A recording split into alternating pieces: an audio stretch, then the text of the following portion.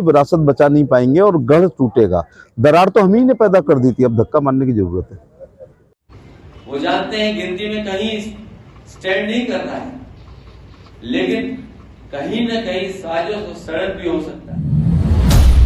मैनपुरी का दंगल हुआ तेज। बीजेपी और सपा दोनों का चुनाव प्रचार। बीजेपी से मैनपुरी पहुंचे केंद्रीय कानून मंत्री एसपी सिंह बघेल और एसपी लीडर अखिलेश यादव पहले से मौजूद। बघेल ने कहा समाजवादी पार्टी अपने गढ़ को नहीं बचा पाएगी। मैनपुरी भाजपा केंद्रीय चुनाव कार्यालय पहुंचे केंद्रीय कानून मंत्री एसपी सिंह बघेल ने दिया बड़ा बयान। कहा समाजवादी पार्टी किसी भी स्थिति में गढ़ को नहीं बचा पाएगी। अखिलेश ने कहा हम एक तो होगी हमारी जीत। मैनपुरी कार्यालय पहुंचे एसपी सिंह बघेल ने दावा किया कि रघुराज शाह के मैनपुरी से भारी मतों से विजयी होंगे।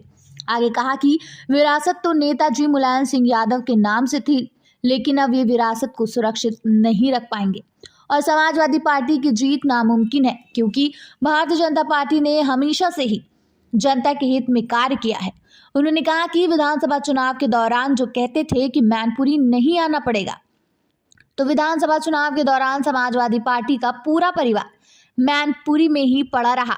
इससे साफ जाहिर है कि समाजवादी पार्टी को भाजपा का डर है।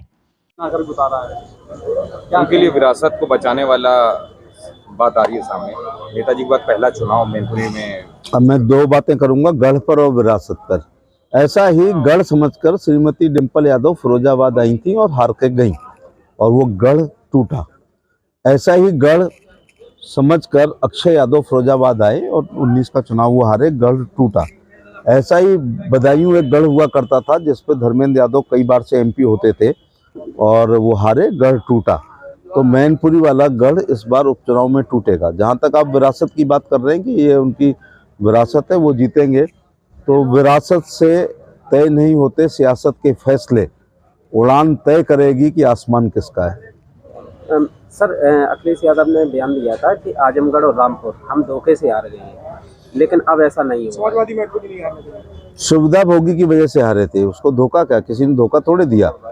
वो पहले आदमी हैं कि 12 से 17 सीएम रहे, लेकिन अभी तक मानसिक रूप से मुख्यमंत्री की कुर्सी से उतरे ही नहीं है। ऐसा थोड़ा शिष्टाचार एक रिवाज है, वो भी कानून नहीं है कि माननीय प्रधानमंत्री उपचुनाव में नहीं जाते हैं, लेकिन पूर्व कोई मुख्यमंत्री ना जाए और वो भी अपनी छोड़ी हुई सीट पे ना जाए और अपने भाई के लड़ने पे ना जाए, ये आलस की पराकाष्ठा थी और कॉन्फिडेंस, ओवर कॉन्फिडेंस की भी ये पराकाष्ठा थी। तो दोनों जगह वो हारे हैं। उनको धोखा नहीं हुआ है, बल्कि उन्होंने मेहनत नहीं की वहाँ पर। शायद उससे सबक लिया होगा जो प्रधानी की तरह यहाँ गाँव वोट मांग रहे हैं। मेहनत कर रहे हैं, क्या लगता है आपको? ये चुनावी मेहनत है, दिखावी मेहनत है। इतिहास गवाह है। अभी वो अपनी करहल विधानसभा जीतने के बाद बताएं कि कितनी बार आई हैं, तो उसी से अंदाज लगा लो। अब इलेक्शन आ गया है तो बहुत सी बातें याद आ जाती हैं। समाजवादी पार्टी जनसभाओं के दौरान कहती है कि अगर सुरक्षित रखनी है विरासत को तो डिम्पल को जिताना है। क्या लगता है नेताजी मुलायम सिंह की मौत के बाद सिर्फ एक ही बात नजर आती है कि वोट देंगे, अच्छी श्रद्धांजलि वही होगी, जिताना है? क्या लगता है इसके सिवा कोई मुद्दा और नहीं है समाजवादी के पास? मुलायम सिंह यादव जी को लगातार और उनकी पार्टी के किसी भी प्रत्याशी को श्रद्धा के तौर पे, नॉट श्रद्धांजलि के तौर पर, मैनपुरी लोकसभा से जहां तक मुझे याद है 1989 में उदय प्रताप जी, 91 में उदय प्रताप जी, 96 में मुलायम सिंह जी, 98 में बलराम सिंह यादव जी, इसके बाद 99 में फिर मुलायम सिंह यादव, 22 इलेक्शन में धर्मेंद्र यादव, तेज प्रताप यादव, मुलायम सिंह यादव, ऐसे लगातार जिताया। मैनपुरी ने बहुत जिताया उनको, लेकिन जीवित रहते हुए ही उनको उनके सम्मान में हमेशा सीट जिताई है। लेकिन अब नहीं। मैं एक बार फिर कह दूं कि ये विरासत बचा नहीं पाएंगे और गढ़ टूटेगा। दरार तो हम ही ने पैदा कर दी थी, अब धक्का मारने की जरूरत है। उधर समाजवादी पार्टी के राष्ट्रीय अध्यक्ष अखिलेश यादव पार्टी कार्यालय पहुंचे और प्रकोष्ठ सैनिकों के साथ सम्मेलन किया। अखिलेश ने कहा कि नेताजी स्वर्गीय मुलायम सिंह यादव ने अपने जीवन काल में इस क्षेत्र और आसपास के समाज की सेवा की है। आप भली भांति जानते हैं कि हम जनता से जो भी बात कर रहे हैं वो पूरा करेंगे, क्योंकि आपका सम्मान जनता सम्मान करती है। आपको पता ही है कि विधानसभा चुनाव में हमें बेईमानी से ही हराया गया है। तो भरोसा है भी कि जब आप कोई बात कहोगे तो उस पर भरोसा करें। ये हमारे सैनिक का सम्मान है गांव में। ये सम्मान आज भी सैनिक का है कि अगर कोई बात वो कहता है तो जनता उस पर भरोसा करती है।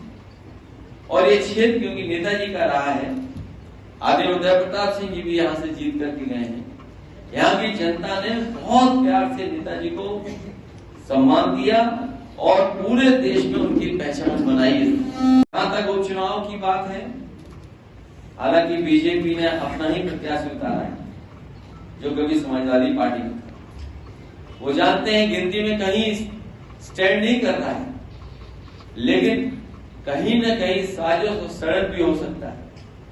मैनपुरी ने पहले भी देखा, एक बार जब चुनाव हुआ था तो कई बार लोगों को वोट डालना पड़ा था और इलेक्शन कमीशन ने भी ऐसी सख्ती की थी कि वोट पड़ ना पाए। इसलिए मुझे उम्मीद है कि जहां हमारा संगठन मदद कर रहा है, हमारी पार्टी के नेता लगे हुए हैं, कार्यकर्ता हैं, वहीं अगर आप लोग भी हमारा सहयोग कर देंगे तो कहीं कोई घबराने की जरूरत नहीं होगी।